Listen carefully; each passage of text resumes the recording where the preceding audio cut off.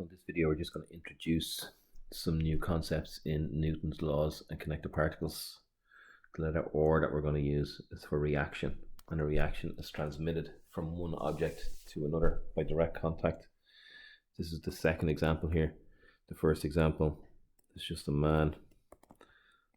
I don't do art, but this is my man and he's bouncing on the ground, and the force going down is his mass times gravity, and the reactionary force on the ground is this or that we're talking about here if he's jumping up and down. And we can develop that further then here with these blocks of woods on tables or a piano getting dragged across the ground, which we're going to look at.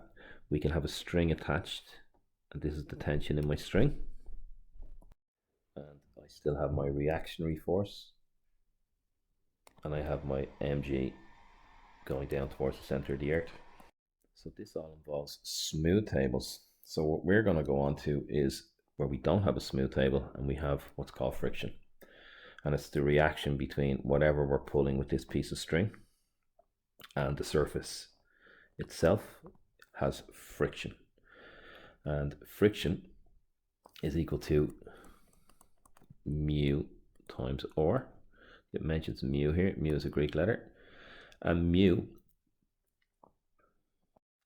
is what's called the coefficient of friction, and it's a ratio. You can see here it's F1 over R1, so no matter what, if we have these two things on the same subject, the coefficient of friction will be the same. It's my F over my R.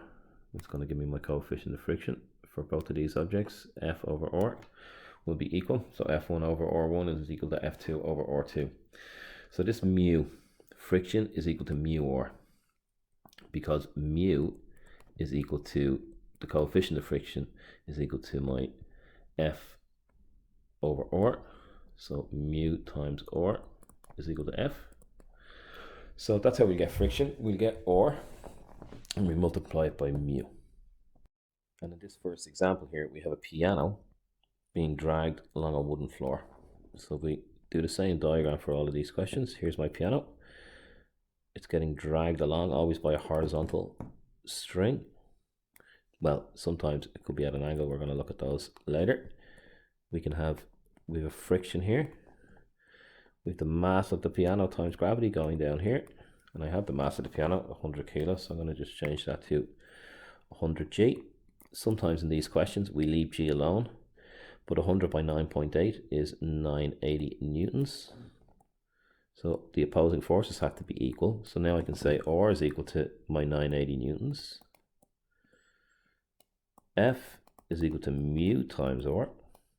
So friction in this case, if we're given mu, 0.3 by 980, and 30% of 980 is 294 newtons. This example here, how to calculate friction force. And you can see here they've done it pretty much the same way. So when the piano is moving, we can say a friction force of magnitude 294 newtons opposes motion. This is just the first example of friction. So go on, take notes into your copy. There's not a huge amount of notes here, like the three diagrams, starting just with R and mg, moving up to R, mg, and then tension in the string, then bringing in friction, and then just having one example of this piano in this little video. So go on to the next video when you've taken these notes before moving on to some of the questions in this topic.